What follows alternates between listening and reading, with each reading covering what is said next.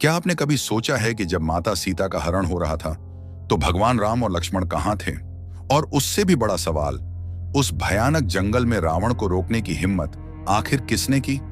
कहानी रामायण की है, लेकिन ये वो हिस्सा है जो अक्सर अनसुना रह जाता है। आज हम बात करेंगे उस वीर योद्धा की जो ना कोई इंसान था ना कोई देवता, बल्कि एक पक्षी था। जी हाँ, एक पक्षी, लेकिन ऐसा नहीं जिसे आप सामान्य कह सकें। नाम था जटायु। एक ऐसा योद्धा जिसने रावण जैसे शक्तिशाली राक्षस के सामने अकेले खड़े होकर सीता माता की रक्षा की कोशिश की। सोचिए, रावण लंका का राजा, 10 सिरों वाला महाबली योद्धा, और दूसरी ओर जटायु, एक बूढ़ा पक्षी जिसकी उम्र ढल चुकी थी, पर हौसला अब भी आकाश जितना ऊंचा था। कहते हैं कभी कभी हिम्मत शरीर से नहीं, आत्मा से निकलती है, और जटायु इसका सबसे बड़ा उदाहरण है। लेकिन क्या आप जानते हैं जटायु कौन थे? उनका भगवान राम से क्या संबंध था? उन्होंने रावण से लड़ने का निर्णय क्यों लिया जबकि वो जानते थे कि वे हार जाएंगे? और उनका बलिदान रामायण की कहानी में इतना महत्वपूर्ण क्यों माना जाता है? आज की इस वीडियो में हम जटायु की कहानी को एक नए दृष्टिकोण से जानेंगे, ऐसा दृष्टिकोण जो शायद आपने पहले कभी ना सुना हो। तो अंत तक जरूर बने रहिए, क्योंकि जटायु की गाथा न सिर्फ साहस की मिसाल है, बल्कि ये बताती है कि धर्म की रक्षा के लिए उम्र, ताकत या आकार मायने नहीं रखते, सिर्फ नीयत मायने रखती है। जटायु रामायण का एक प्रसिद्ध पात्र है। जब रावण सीता का हरण करके लंका ले जा रहा था तो जटायु ने सीता को रावण से छुड़ाने का प्रयत्न किया था। इससे क्रोधित होकर रावण ने उसके पंख काट दिए थे, जिससे वह भूमि पर जा गिरा। जब राम और लक्ष्मण सीता को खोजते खोजते वहां पहुंचे तो जटायु से ही सीता हरण का पूरा विवरण उन्हें पता चला।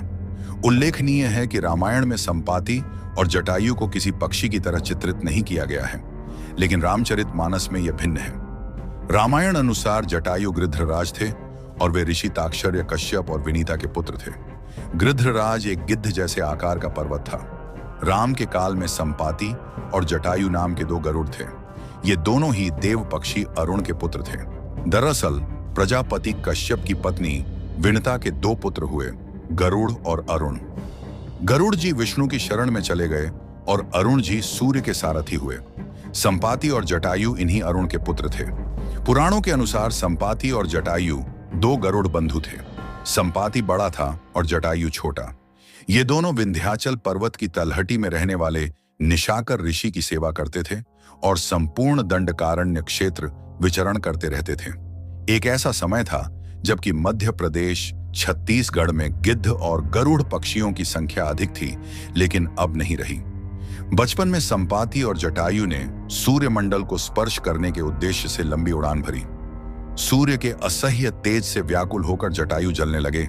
तब संपाति ने उन्हें अपने पक्ष ने नीचे सुरक्षित कर लिया, लेकिन सूर्य के निकट पहुंचने पर सूर्य के ताप से संपाति के पंख जल गए और वे समुद्र तट पर गिरकर चेतना शून्य हो गए। चंद्रमा नामक मुनि ने उन पर दया करके उनका उपचार किया और त्रेता में श्री सीता जी की खोज करने वाले वानरों के दर्शन से पुण्य उनके पंख जमने का आशीर्वाद दिया। जब जटायु नासिक के पंचवटी में रहते थे, तब एक दिन आखेट के समय महाराज दशरथ से उनकी मुलाकात हुई और तभी से वे और दशरथ मित्र बन गए। वनवास के समय जब भगवान श्री राम पंचवटी में पर्णकुटी बनाकर रहने लगे, तब पहली बार जटायु से उनका परिचय हुआ। रावण जब सीता जी का हरण कर लेकर आकाश में उड़ गया, तब सीता जी का विलाप सुनकर जटायु ने रावण को रोकने का प्रयास किया, लेकिन अंत में रावण ने तलवार से उनके पंख काट डाले। जटायु मरणासन्न होकर भूमि पर गिर पड़े और रावण सीता जी को लेकर लंका की ओर चला गया। सीता की खोज करते हुए राम जब रास्ते से गुजर रहे थे तो उन्हें घायल अवस्था में जटायु मिले। जटायु मरणासन्न थे। जटायु ने राम को पूरी कहानी सुनाई और यह भी बताया कि रावण किस दिशा में गया है। जटायु के मरने के बाद राम ने उसका वहीं अंतिम संस्कार और पिंडदान किया। छत्तीसगढ़ के दंडकारण्य में जटायु का मंदिर है। मान्यता अनुसार यह वह स्थान है जब सीता का अपहरण कर रावण पुष्पक विमान से लंका जा रहा था तो सबसे पहले जटायु ने ही रावण को रोका था। राम की राह में जटायु पहले शहीद थे। स्थानीय मान्यता के मुताबिक दंडकारण्य के आकाश में ही रावण और जटायु का युद्ध हुआ था और जटायु के कुछ अंग दंडकारण्य में आ गिरे थे। जटायु की राम से पहली मुलाकात पंचवटी, नासिक के पास हुई थी, जहां वे रहते थे। लेकिन उनकी मृत्यु दंडकारण्य में हुई। मध्य प्रदेश के देवास जिले की तहसील बागली में जटाशंकर नाम का एक स्थान है, जिसके बारे में कहा जाता है कि जटायु वहां तपस्या करते थे।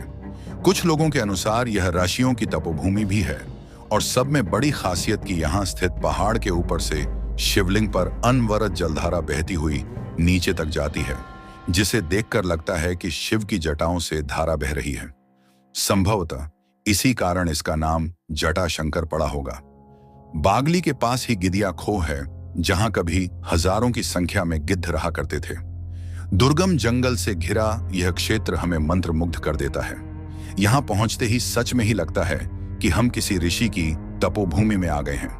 किंवदंती है कि जटायु के बाद यह स्थल कई ऋषियों का तप स्थल रहता आया है। बागली के बियाबान जंगल में बसे इस स्थान पर वैसे तो कम ही लोग आते जाते हैं, लेकिन यहाँ हर श्रावण मास में भजन, पूजन और भंडारे का आयोजन किया जाता है।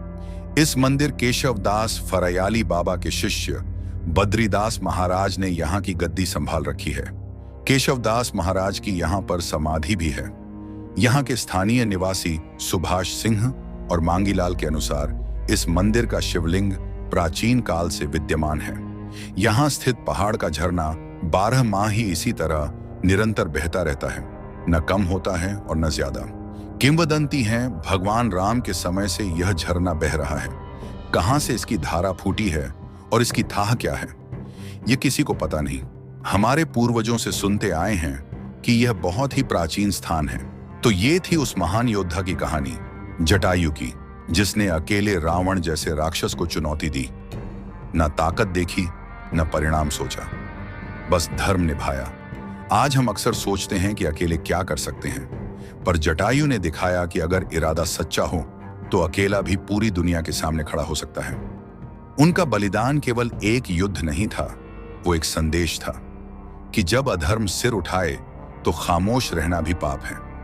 भगवान श्री राम ने जटायु को वो सम्मान दिया जो बड़े बड़े ऋषियों को भी दुर्लभ होता है।